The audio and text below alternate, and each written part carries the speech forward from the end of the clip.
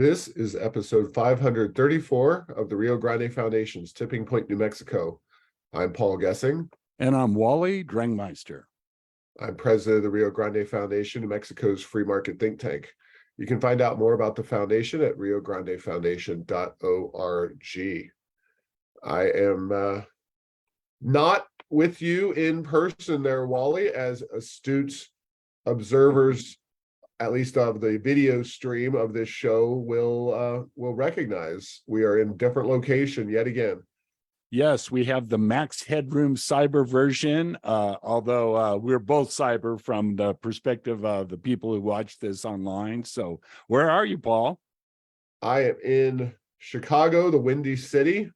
I am here at the annual State Policy Network meeting, the convention of all the state-based free market think tanks.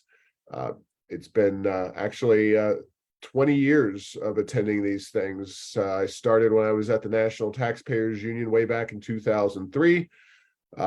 Interestingly enough, Chicago was supposed to be the site of the 2020 COVID year conference. It did not happen, and here we are in Chicago for this year's event. So somewhere on the order of 1,700 free market oriented advocates meeting here in the Windy City to exchange ideas, best practices, to share what's going on in various policy areas. So it's invigorating. It's like drinking from a fire hose for about 3 or 4 days, but really enjoying the time here. So, Paul, are all 50 states represented, or close to that? I'm not. I certainly know some of our surrounding states, the ones that have a free market think tank, but not as familiar nationwide. There's probably people who have been born in every single state who are here or work in those states. Within the SPN community, spn.org is where the organization's website can be found, and you can look up the names of all the different affiliates. Some of them, some states have multiple affiliates, as you might imagine, with big state like Texas or California or Florida. They have multiple different organizations. Rio Grande Foundation is just us in terms of free market think tanks in the state of New Mexico. And there might be a North Dakota or some state that's not got a think tank, but pretty much every U.S. state has a think tank or is represented in some way, shape, or form. We at the Rio Grande Foundation, it's not just me attending, it's Marina Herrera, my director of development, and we even have a board member, Julie Wright, who is in attendance. So she's the first RGF board member to come to one of these, and she has already said very good things about the event and some of the ideas she's been exposed to with her track, looking at board of directors of these organizations, et cetera. So yeah, and I don't know how the weather is back in Albuquerque, but here they had a big heat wave last week where it was over 100 degrees, but thankfully that cooled off for us, and it's the upper 70s, around 80 degrees for a high every day here in Chicago these days. So it's very pleasant to be out and about in this city. Well, very good. Yeah, I appreciate the background, and good luck at the rest of that conference. It sounds like that actually would be a good one to be at. Yeah, they're always lots of information and fun conferences. So Wally, while I was in town this week, I attended a presentation with you on an issue that I wanted to go ahead and address a little bit on this show. It was put on by the American Petroleum Institute, and it dealt with carbon capture and sequestration. Now, this is something that you're definitely more knowledgeable than I am, and you got to see additional presenters. I was returning my rental car from my Artesia trip last week, and wasn't able to get to some of the speakers that were at that event. And you know, as far as I understand it, and there's a project that was underway in Northwest New Mexico called Enchant Energy, or a company that was working to do carbon capture and sequestration. And we talked about it a few times on the podcast, but the idea was to keep the San Juan generating station open, and then use the CO2, bury it underground, and possibly use that for oil and gas extraction. Now, the oil and gas industry has kind of climbed aboard with this idea. And based on your own knowledge in this event, what do you see this technology? How does it compare with what Enchant Energy was trying to do? Is it the same basic concept? And where do you see this heading in New Mexico? Yeah, Paul, great questions. And so the event that we both attended was definitely focused on the oil and gas industry. I've been working much more in the electric power generation industry. And a couple of things is there's many different technologies that are out there that are being pursued in many different fronts. The ones that were highlighted at that event, a couple of things about them. There's a wide variety of types of projects that were discussed, and the companies that were there were some of the majors as well as the kind of mid-major oil and gas companies, and a couple of things besides, and I'll get into a little bit the types of projects they were talking about, but none of them were in New Mexico. They were all somewhere else. So that doesn't mean that there won't be oil and gas projects that are carbon capture related going forward in New Mexico, but the ones that were highlighted at this were all somewhere else. And they came into Real quickly, Wally, Sure. Is that because obviously New Mexico is a huge oil producing state, and also we have leadership at the state level that's very engaged with the global warming, climate change issue. Is this a policy reason that New Mexico hasn't seen these, or is there some other reason? That's a very good question, and I truly don't know the answer to that from the perspective of the oil companies that presented. But one thing that they were all clear about is something that I know a bit about, and that is that when you do permitting for things like the Class 6 injection wells, which are the wells where you put the captured carbon dioxide so it's permanently stored underground, every one of the speakers, to my knowledge, or at least no one disagreed with it, and several of the speakers spent quite a bit of time on it, talked about this thing that's called state primacy. And that's where to have a Class 6 injection well, and all that is, it's an EPA rule about what's required for a carbon dioxide injection well. There's some states that do that through their state environment departments. New Mexico does not. So if you're doing a Class 6 injection well in New Mexico, you need to submit that to the Environmental Protection Agency.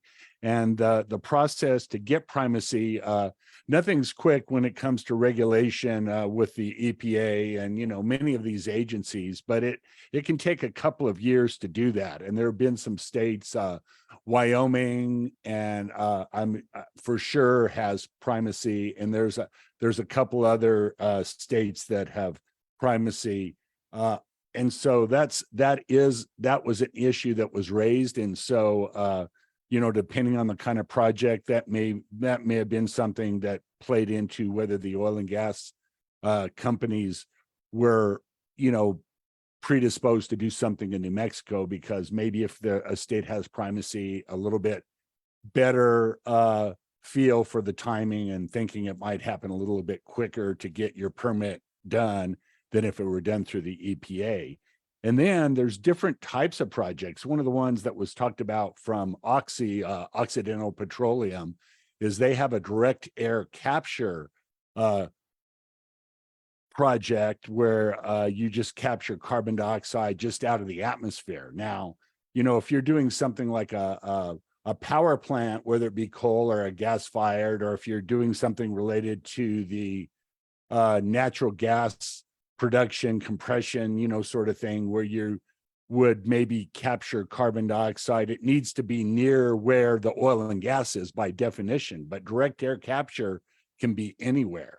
And so one of the things on direct air capture, and there's a lot of variations of the technology, but in general, you need water and electricity to capture the carbon dioxide. And then once you capture it, you need to put it somewhere. And so there's these basically fans that take the atmosphere as is and take up to about 2/3 or 3/4 of the carbon dioxide, and you're then able to do something with that. And the something that you can do with it is you can either utilize it, and if you do CCUS, carbon capture utilization and storage, if you do something with it, that's the U.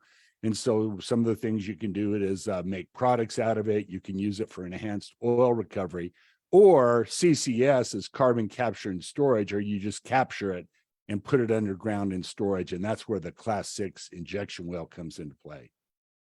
Well, this is a fascinating conversation, and something that's going to, I think, continue to be discussed in New Mexico. And there's a lot of questions I have, but I don't want to do the entire podcast this week about this issue, because there's a lot of complexity here. But it sounds like this primacy question is really top of the policy agenda for the state if it wants to pursue this kind of project. But there's a couple of issues, and one is primacy, absolutely. Right. The other is pore space when it comes to the sequestration of carbon dioxide.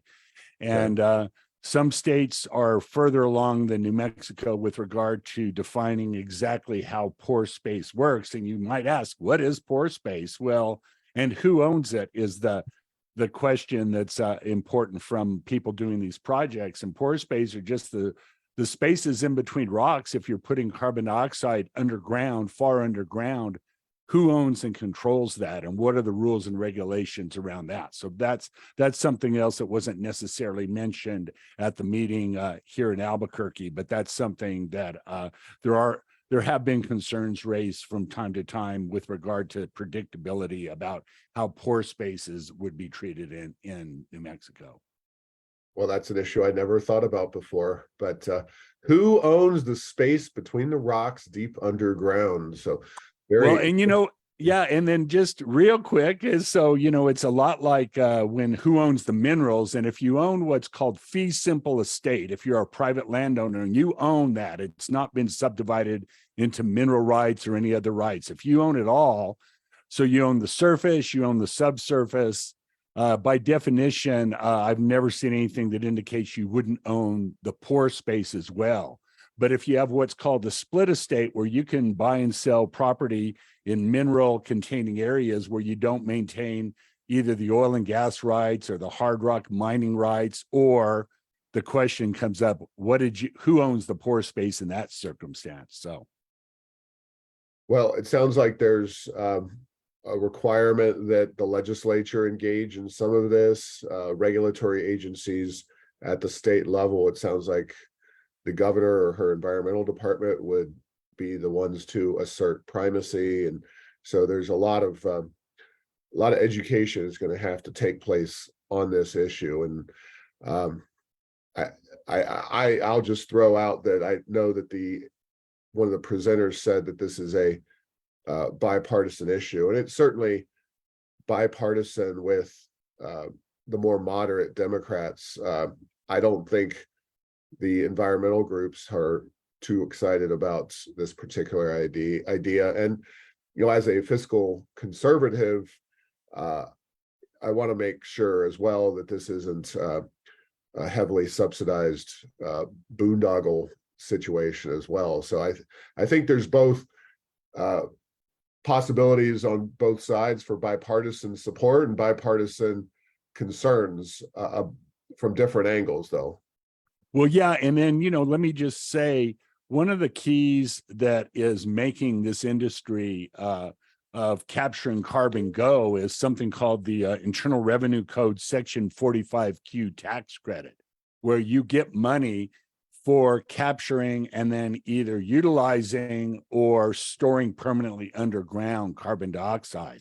And so depending on whether you're doing direct air capture, or whether you're capturing it, say, from a power plant, as well as whether you're utilizing it in some industrial process or storing it underground, you'll get a tax credit. And so the comments about bipartisanship at the talk were, I think, specifically focused on that kind of 45Q tax credit, that it was pretty bipartisan as things go in Washington.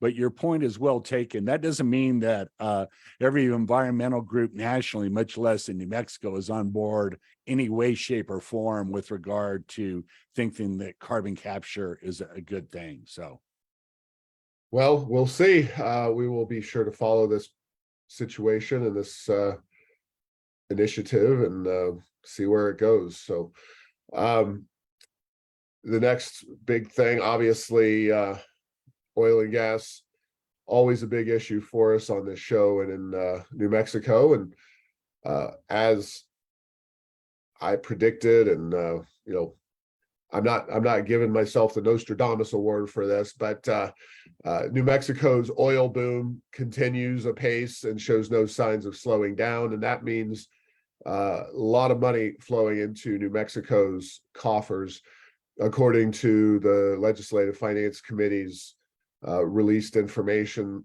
recently. $3.5 billion in so-called new money will be greeting the legislators when they hit Santa Fe in January. Now, here we are at the end of August.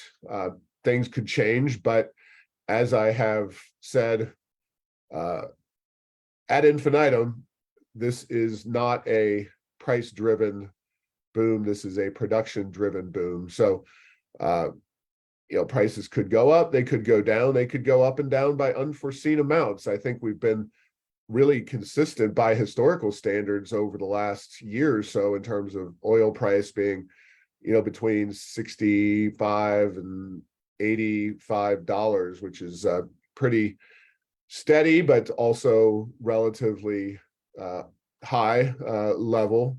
And it's why New Mexico is continuing to bask in all this revenue. Now, our first and foremost, it's worth pointing out that this is a number that's calculated based on existing spending levels. So when you say we had a $3.6 billion surplus last year, well, they spent $1.2 billion of that, aside from some of the money that was put aside and a tiny amount that was used for tax reduction, and then the rebates. In many ways, this is actually more money from oil and gas because it's on top of an additional billion plus in spending. So the number's not even decreasing new money. It's actually showing signs of continuing to gain strength. So that's good as far as we talk about the budget situation. At the Rio Grande Foundation, of course, we're concerned and frustrated by the lack of serious tax reform and efforts to address the gross receipts tax, implement tax cuts of the GRT rates or income taxes, let alone the discussion was around tax increases last session. So there's no way to tell this right now, but Wally, are they going to blow this latest surplus in the 30-day session and not do anything real for New Mexico's economy? Well, Paul, that is a fantastic question. And it seems like the administration and the legislature has largely been caught in a similar position to a series of scenes from one of my favorite movies called The Princess Bride, where every time there's these big raises in revenue, it's inconceivable that it would go up anymore. But each year it's been going up more and more and more. And it just seems like to this point, they are extremely flat footed with regard to what to do with that in terms of any restructuring. They'll spend some, and some of that spending has been questionable at best, and then they put some aside.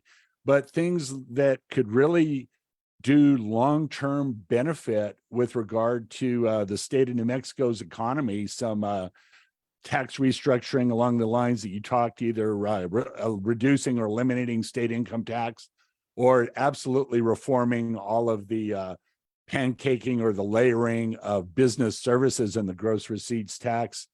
Just don't hear very much about that, which leads me to believe in a 30-day session, is that going to happen? So hopefully, Paul, I will be surprised, and I will say inconceivable if they do get these reforms addressed in the coming 30-day session. But,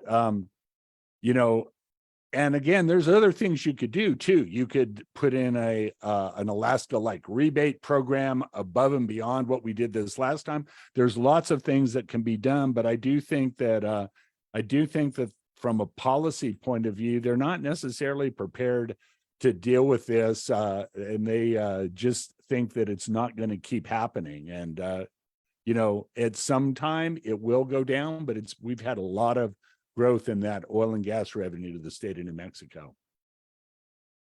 Yeah, I'm going to throw out a couple of analogies. Well, one is, of course, the old line, you can lead a horse to water, but you can't make him drink. In New Mexico, you can lead a Democrat legislator to tax reform and tax reduction, but you can't make them actually do it.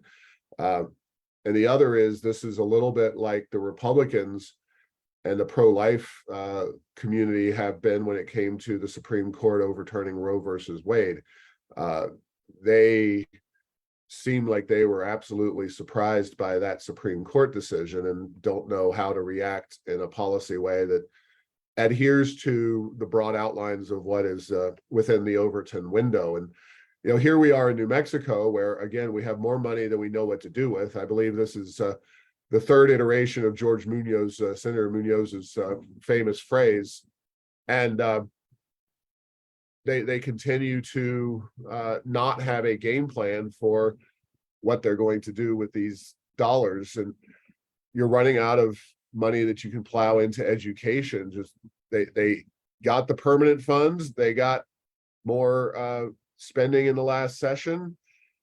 Then you've got the construction projects issue and the prices that have gone up on construction, and we'll get to that in a little bit. But the film industry, I don't know if they're going to make it a free haven state to zero cost to the film companies if they come here. Like we're already at 40%. What's to stop them from just saying that you can film in New Mexico for absolutely free? I don't really know, but the amount of spending opportunities is dwindling, while the number of good things that can be done with these tax dollars in terms of reforms continue to pile up, and they show no signs of being willing or able to do it. So we'll be there. We'll be pushing. If I was a betting man, Wally, I would say that the Democrats just can't lead themselves to do pro-growth tax reduction. It just that's I think some of them would rather take it out in the desert and burn it. So I would expect that we might see some kind of Frankenstein's monster of tax reduction and tax increases, because I think they're all still, there's at least enough interest in coming after some tax hikes. So it's going to be an interesting session, and I see no signs of the oil boom slowing down in advance of this session or beyond this session. Yeah, and Paul, in terms of spending, they've largely run out of spending that makes any sense at all. You could you can make our teacher salaries #1 in the nation, even though our cost of living is way down, but we've made a lot of progress. We already have more colleges and universities than, per capita than almost any other state in the nation. It reminds me of people that have either win the lottery or have newfound inherited wealth that they're not used to dealing with it. I guess we could get into horse racing or buy a hunting lodge or become a Formula One racing team sponsor, an IndyCar racing team sponsor. But in terms of, policy things that really are in the line of what the role and mission of state government is, I do think that restructuring some taxes for what they say they want is a diversified economy, a diversified away from oil and gas.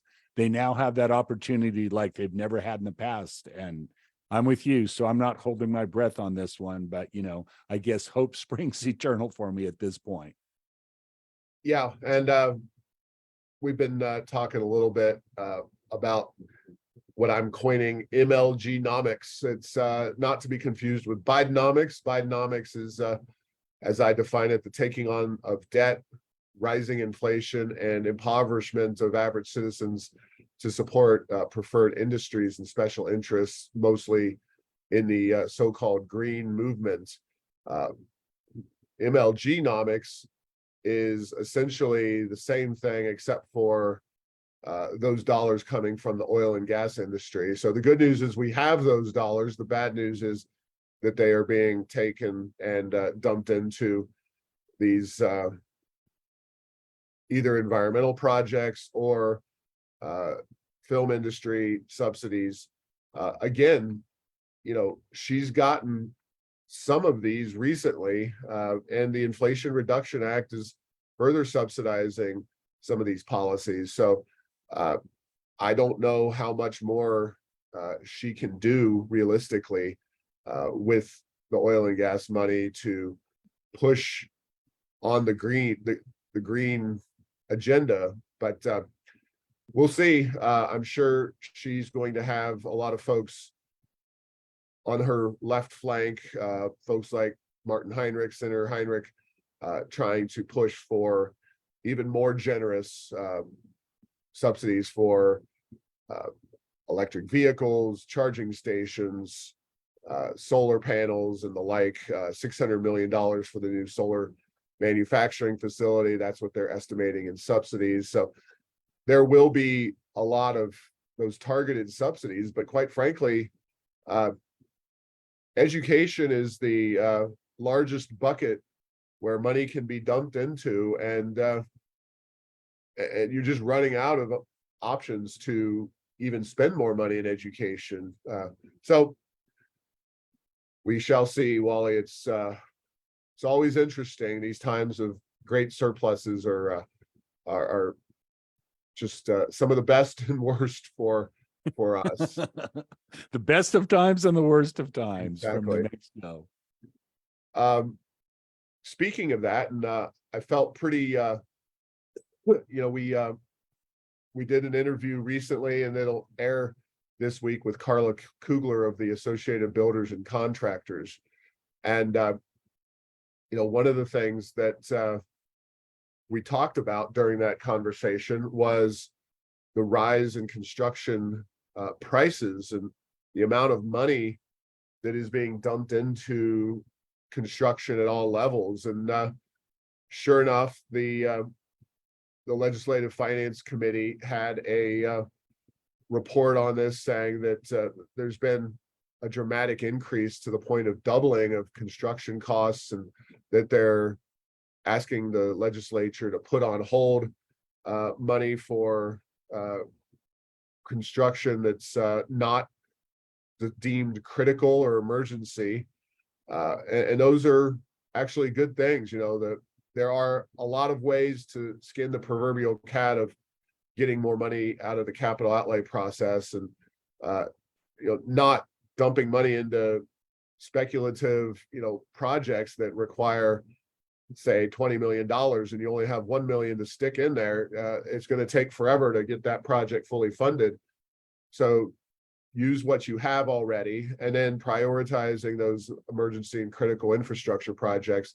I hate to say it, Wally, but I think the critical infrastructure projects in New Mexico are limited to roads, bridges, and maybe sewage facilities. Those aren't the politically sexy things that our politicians like to spend money on. There's no rail runner emergency. We're dealing with actual things that are useful in our day-to-day life. So yeah, and I'll just throw one other one. It's along the line of the sewage, but places like Truth or Consequences, New Mexico, their water distribution infrastructure is literally falling apart. So we have these water issues that are out there as well amongst. And I'm not saying it's necessarily the state's job to solve these problems, but when you look at the situation some of these towns and villages have gotten themselves into, and the fact that the state has a lot of money, you'd have to think that somebody will be talking to them about possibly getting some state money to help them out. Yeah, it's very tricky to balance the emergency nature of some of these projects with the request that local governments engage in the carrying out of local needs. We're really, this is one of many ways that our governance situation in New Mexico is truly awful. The capital outlay budget is known as the Christmas tree bill, and it does have a lot of local priorities in there that really it shouldn't have from a good government perspective, from a basic financing perspective, but that's the way it works. And so as you have these budgets at such elevated levels, it's unlikely that there's going to be any discipline to keep the state in the state's lane and the local government in the local government's lane. But I just was happy to see, first and foremost, the timeliness of that particular conversation with Carla and her group, Associated Builders and Contractors, of which she is the head. But I always like to add a few more political bombshells to the conversation, stuff that the LFC is going to stick to their lane a little bit. But if we really are serious about increasing construction output with the money we have available, the legislature should be ending the Davis-Bacon work requirements, banning project labor agreements like those on the books in Albuquerque and Bernalillo County.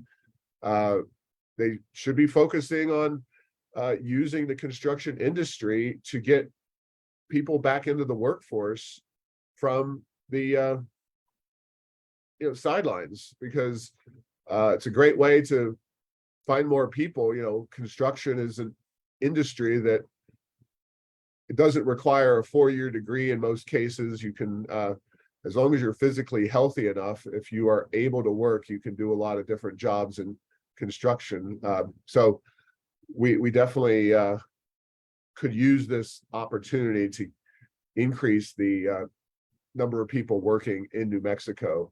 And finally, it's worth noting that the Biden administration is continuing to run up debt, and this Inflation Reduction Act does that, pouring more money into the economy. Well, these wind and solar projects are also construction. They suck the same workers out of the limited pool that you have them. And I realize that there may be people who install panels on roofs, but they can also do other construction projects in the economy. So it's not really a very opportune time to have this federal stimulative legislation when we're already experiencing a crunch in the availability of construction workers.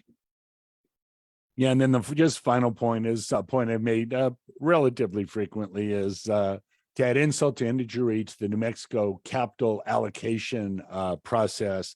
There's a lot of money on the sidelines, hundreds of millions of dollars, because they don't fully fund projects. So these dollars sit there kind of in limbo, not really helping anybody until these projects are fully funded. And a lot of them, it takes years and years and years for that to happen. Yeah, absolutely. It's a disaster. So final point is I sat down with KOAT Channel 7 recently. The big news is that James Ginger, the DOJ's monitor, recently had a reduction in his essentially the fees that he is able to charge the city, reduced by 30%.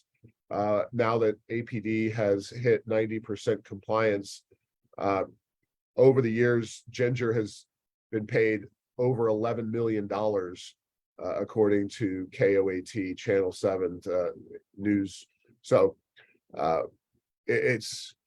you would be surprised that that the city of Albuquerque could spend so much money on essentially one person who I don't think has improved at all the overall living conditions of the city. Yes, APD is more compliant with the DOJ, but we also have a massive uptick in crime and criminal behavior in our city. So it doesn't strike me that Mr. Ginger has done much to receive that kind of money, and it's been a lot of money. So I'm glad to see the reduction, but it's unfortunate that he is still actively in the employ of the taxpayers of the city of Albuquerque.